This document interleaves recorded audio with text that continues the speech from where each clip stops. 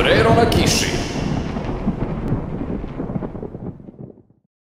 Nalazimo se i dalje na monitorovom štandu, s nama ovdje sada Srđan Sudar iz Monitor sistema.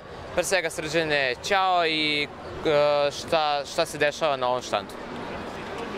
Ćao i vama, hvala vam što ste nas posjetili. Na našem štandu se danas dešava free to play u jednom delu gdje deca, odrasli i svi posetioci Gamescona mogu da isprobaju naše najnovije gameske mašine i da se igraju na dobro poznatim naslovima Votu, GTA 5, LoLu, CSGO i bilo kojoj drugoj igrici.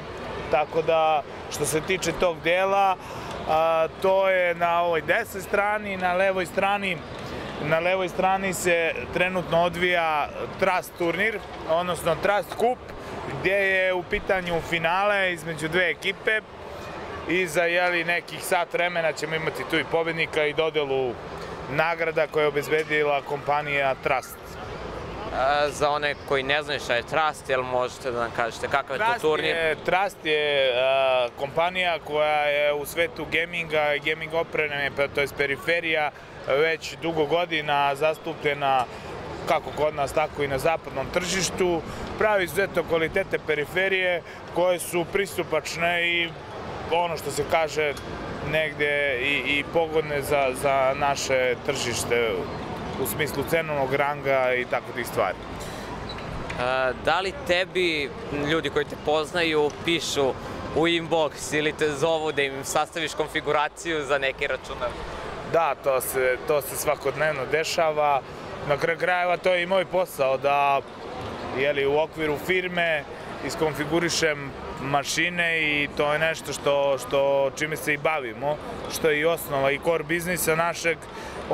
Obično radimo da taj gaming mašine i corporate mašine, znači uglavnom skupu opremu. Kada si ti krenuo da igraš igrice? Ja sam baš gamer i u srcu i u duši. Malte ne od kad se pojavio prvi računar, znači nekih 80-ih godina, to je baš bilo davno. Bilo je davno, za razliku od današnje dece koja već za 2 godine mogu da čačkaju telefon ili tablet. Jeste. Ja sam morao da se sačekam do neke svoje, pa ne znam, 10. godine, kada se pojavili prvi računari, to su bili Commodore, Amiga i tako dalje. Znamo svi one kasete, premotavanje, štelovanje glava, dok se pusti igra, prođe, boga mi, jedno dobro pola sata. Ali smo uživali, posle se pojavili arkade po klubovima i tako.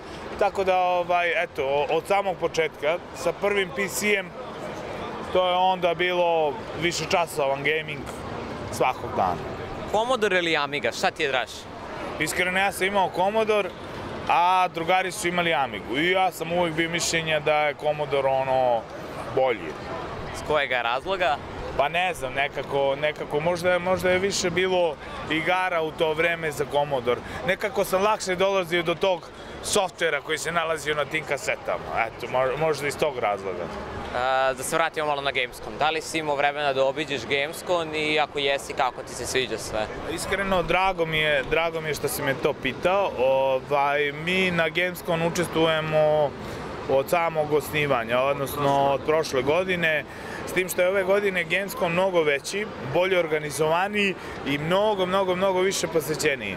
I nama je prosto drago što smo tu i što smo imali priliku da se uključimo i organizacijono u jedan deo. Naši računari se nalaze i na glavnoj bini, i na pomoćnim Asus binama, i na free to play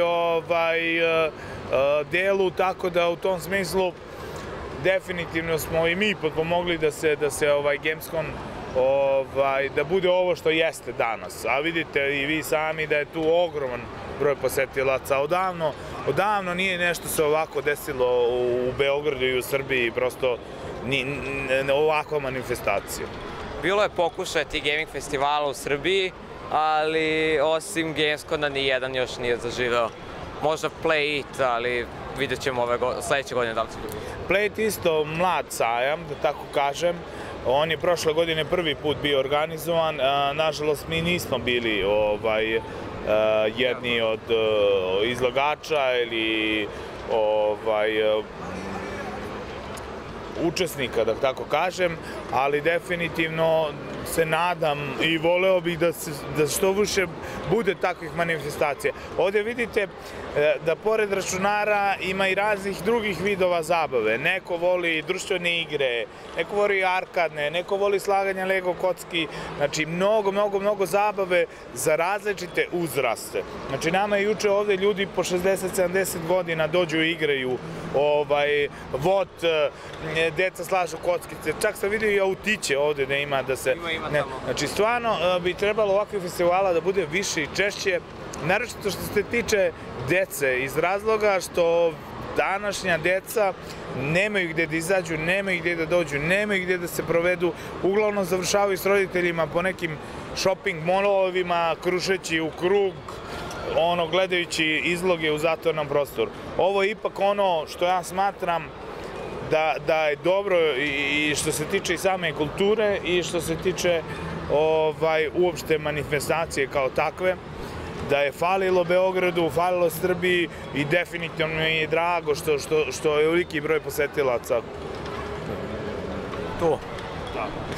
Hvala ti na intervju, drago mi je bilo što smo popričali i ove godine. Hvala tebi puno, hvala što ste nas obišli. Pozdrav svim gledalcima Tesla televizije. I kanala Sombrero na kiši. I Sombrero na kiši. Hvala.